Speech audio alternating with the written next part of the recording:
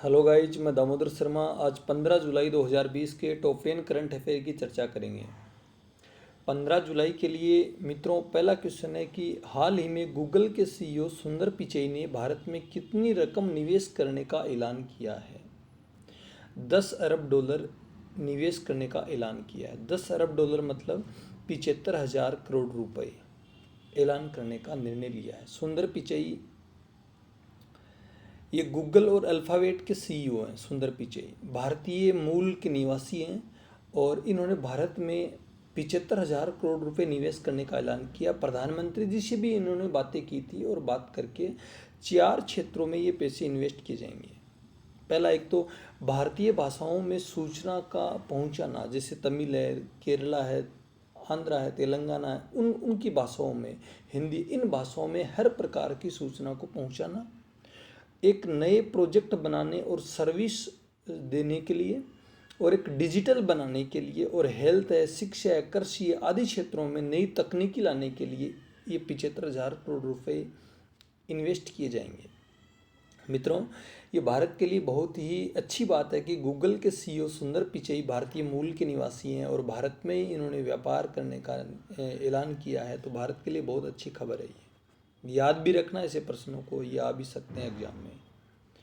दूसरा क्वेश्चन है, वित्त वर्ष 2019-20 में भारत का सबसे बड़ा व्यापारिक साझेदार कौन सा देश बना है। अमेरिका बना है दोस्तों, वित्त वर्ष 2019-20 में। अच्छा, पिछले वर्ष 2018-19 थी, उसमें चीन था 1 नंबर पे। अब 2019-20 में अमेरिका बन गया है। अच्छा, भारत अमेरिका के बीच में 2019-20 में जो व्यापार हुआ है वो 88.75 बिलियन डॉलर का व्यापार हुआ है दोस्तों। तो भारत दुनिया अमेरिका के साथ में सबसे बड़ा व्यापार, द्विपक्षीय व्यापार करने वाला देश बन गया है। अमेरिका के साथ सब प्रकार का व्यापार कर रहा, आयात भी कर रहा है, निर्यात भी कर रहा है, दोनों काम कर रहा है। अमेरिका और भारत दोनों मित्र देश हैं दोनों, तो इसको याद रखना। अगला, यूनाइटेड किंगडम में एफडीआई का दूसरा सबसे बड़ा स्रोत कौन सा देश बन गया है।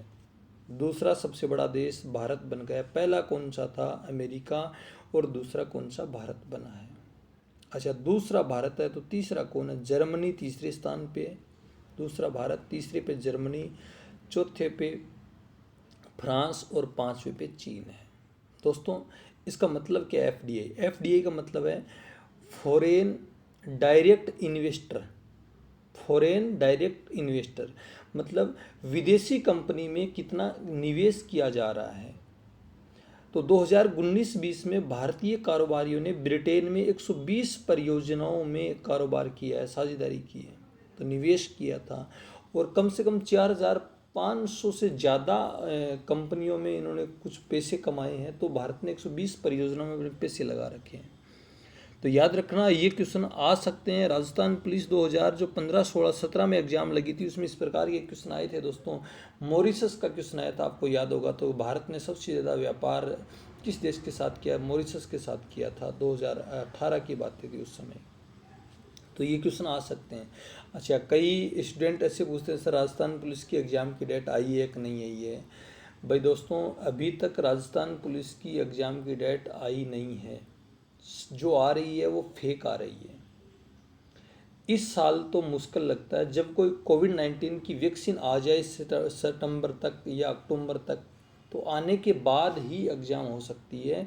लेकिन इस साल तक तो कोई एग्ज़ाम नहीं हो सकती है, क्योंकि कोविड-19 इतनी तेज़ गति से बढ़ रहा है, संक्रमण इतना तेज़ बढ़ रहा है। तो सरकार इसको रोकने के लिए लगी हुई है, एग्ज़ाम नहीं करा सकती इस साल तक। आप आराम से तैयारी करो, बढ़िया मन लगा के तैयारी करो। केवल बस अपने को तैयारी करनी है। वैकेंसी आई हुई है, फॉर्म निकले हुए हैं, फॉर्म भरे हुए हैं, अपने को कि सरकार को केवल एग्ज़ाम करानी है। और एग्ज़ाम ऐसे नहीं है टाइम देगी, अब तुरंत एग्ज़ाम करा देगी। वैक्सीन आई, दवाई, वैक्सीन आते ही सब कंट्रोल हुआ, आते ही एग्ज़ाम करा देगी। तो आप केवल लक्ष्य एक ही होना चाहिए, तैयारी, केवल तैयारी।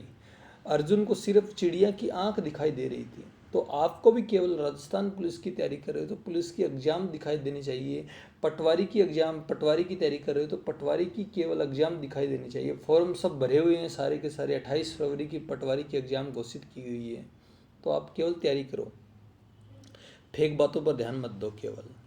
टाइम अच्छा है, ये टाइम केवल पढ़ने का टाइम है, लॉकडाउन चल रहा है, घर से बाहर भी नहीं निकल सकते हो, तो आपको केवल पढ़ने का ही पढ़ने का टाइम मिल रहा है भाई। अन्यथा तो आप बहाने बनाते थे कि पढ़ने का टाइम नहीं मिलता, घर में काम है और है, बाहर जाते खेत में जाते। अब तो सारा टाइम ही टाइम है, मार्च से लेकर के अभी जुलाई आ गया और इस साल तक आपको टाइम ही टाइम मिलेगा घर पर रहने के लिए।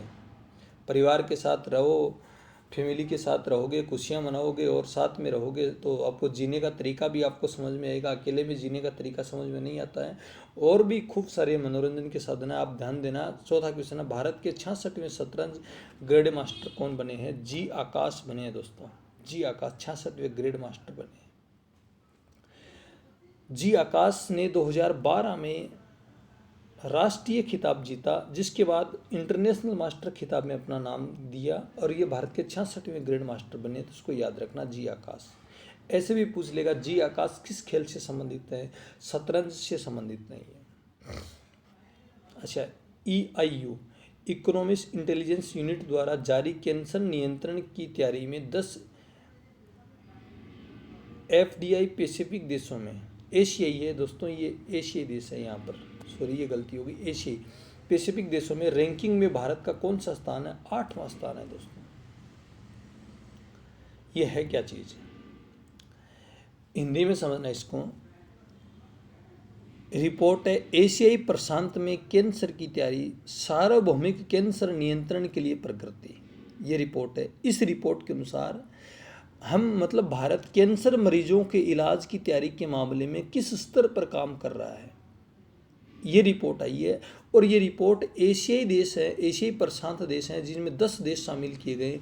10 देश कौन कौन से हैं? ऑस्ट्रेलिया है, चीन है, भारत है, इंडोनेशिया, जापान, मलेशिया, फिलीपींस, दक्षिण कोरिया, थाईलैंड, ये देश शामिल हुए हैं, वियतनाम। तो इनमें पहले स्थान पर तो ऑस्ट्रेलिया आया है, दूसरे स्थान पर दक्षिणी कोरिया है, तीसरे स्थान पर मलेशिया और 8वें स्थान पर भारत का नंबर आया है दोस्तों। याद रखना है, अच्छे क्वेश्चन है। मैं आपको चैलेंज देता हूं दोस्तों, मेरे जो 10 क्वेश्चन आते हैं करंट के, हर एक क्वेश्चन इंपॉर्टेंट आता है, कोई भी बकवास क्वेश्चन नहीं है। सारे के सारे तैयार करके अच्छा अखबार से, न्यूज़ से लेकर के इनको बनाया जाता है। आप इनको याद रखना, लिख करके याद कर लेना, आपको एग्जाम में काम आएंगे आगे चलकर। सरकारी जमीन की निगरानी के लिए अंतरिक्ष प्रौद्योगिकी और कृत्रिम बुद्धिमत्ता का उपयोग करने वाला पहला राज्य कौन बना है? ओडिशा बना है दोस्तों। ये जो भूमि अतिक्रमण करते हैं सरकारी ज़मीन पर, उनकी निगरानी करने के लिए, सैटेलाइट के द्वारा निगरानी करने के लिए उड़ीसा ने ये पहल शुरू की है। ये अच्छी पहल है। उड़ीसा की राजधानी भुवनेश्वर है। उड़ीसा के मुख्यमंत्री नवीन पटनायक हैं। उड़ीसा के जो राज्यपाल हैं, उड़ीसा के राज्यपाल, वो गणेशी लाल इसके राज्यपाल है, गणेशी लाल। और उड़ीसा के बारे में याद रखना, ये सारी बातें हैं। अगला 7वां, हाल ही में भारत का एकमात्र गोल्डन बाघ किस राज्य में देखा गया? गोल्डन बाघ असम में देखा गया। असम का काजीरंगा राष्ट्रीय उद्यान है दोस्तों। आपको ये पूछ ले, काजीरंगा राष्ट्रीय उद्यान किसके लिए प्रसिद्ध है? एक सींग वाले गेंडे के लिए प्रसिद्ध है। दूसरी बात पूछ ले, भारत में सबसे ज़्यादा एक सींग वाले गेंडे किस राज्य में है? पश्चिम बंगाल में है। और काजीरंगा राष्ट्रीय उद्यान में गोल्डन बाघ देखा गया है, तो ये एक अच्छी मतलब पर्यटकों के लिए भी है और ये वन विभाग के लिए भी अच्छी खबर है। तो इसको याद रखना दोस्तों, एकमात्र गोल्डन बाघ काजीरंगा में देखा गया है।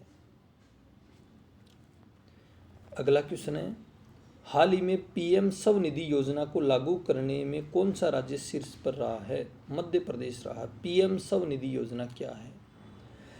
आत्मनिर्भर भारत योजना के तहत जो रेडी वाले हैं, ठेले वाले हैं, उनको काम दोबारा शुरू करने के लिए प्रधानमंत्री जी ने योजना शुरू की थी, PM स्वनिधि योजना। और उसमें ठेले वाले, रेडी वाले जो स्ट्रीट वेंडर्स हैं, उनको 10,000 रुपये का ऋण दिया जा रहा था कि आप अपना काम दोबारा शुरू करें। लॉकडाउन के कारण मार्च अप्रैल जो मई में लॉकडाउन था, 18 मई तक था, उसमें उनका काम ठप हो गया था। उनको दोबारा शुरू करने के लिए 10,000 रुपये का ऋण दिया जा रहा था। और इस योजना को सबसे ज़्यादा लागू करने में शीर्ष पर मध्य प्रदेश सरकार रही है। मध्य प्रदेश के मुख्यमंत्री जानते हैं, शिवराज सिंह चौहान है। मध्य प्रदेश के गवर्नर लालजी टंडन थे, उनकी तबीयत खराब हो गई, तो उत्तर प्रदेश के जो राज्यपाल हैं आनंदीबेन पटेल, उनको बाहर दिया गया है। तो मध्य प्रदेश सरकार खूब सारे कार्य कर रही है। नई नई सरकार आई थी तो ये खूब सारे कार्य कर रही है, याद रखना। अगला, हाल ही में बीसीसीआई ने अपना अंतरिम सीईओ किसे बनाया है? हेमांग अमीन को बनाया है दोस्तों। हेमांग अमीन को अपना अंतरिम सीईओ बनाया। बीसीसीआई की स्थापना 1928 में हुई थी और बीसीसीआई का मुख्यालय मुंबई में है। बीसीसीआई के अध्यक्ष सौरव गांगुली हैं। इसका सीईओ हेमांग अमीन को बनाया गया है दोस्तों, याद रखना इस चीज़ को, खूब सारी बातें। अगला, हाल ही में किसे इलिटिस एक्सीलेंस अवार्ड 2020 से सम्मानित किया जाएगा? छत्तीसगढ़ राज्य को सम्मानित किया जाएगा। है क्या चीज़ ये? छत्तीसगढ़ ने एक वेबसाइट शुरू की है मुख्यमंत्री दर्पण के नाम से, और एक ऐप है। इन वेबसाइट और ऐप के जरिए जो सरकारी योजनाएं हैं उन पर निगरानी की जा रही है, और वो योजनाओं पर निगरानी की जा रही है तो सरकार की निगरानी हो रही है, तो योजना एक ज़मीनी स्तर पर अच्छी शुरू हो रही है। तो सरकार को ये इंटेलिजेंस अवार्ड इसलिए सम्मानित किया जाएगा छत्तीसगढ़ राज्य को। छत्तीसगढ़ की बात करोगे, उसके मुख्यमंत्री भूपेश बघेल हैं और राज्यपाल अनुसुईया हैं। कल ही मैंने क्वेश्चन दिया था आपको, कौन सा राज्य है जो ई लोक अदालत शुरू की है? छत्तीसगढ़ राज्य ने ई लोक अदालत शुरू की थी, आपको याद होगा। तो दोस्तों, तो वीडियो पसंद आए तो दोस्तों उसको लाइक करना, शेयर करना, सब्सक्राइब करना चैनल को ज़्यादा से ज़्यादा। और कल या परसों से अपन ज्योग्राफी वापस डिजिटल बोर्ड पर शुरू कर रहे हैं, तो दोस्तों वीडियो को ज़्यादा से ज़्यादा शेयर करना और चैनल को सब्सक्राइब करना। Damodar Sharma always with you. Thank you for watching. Okay.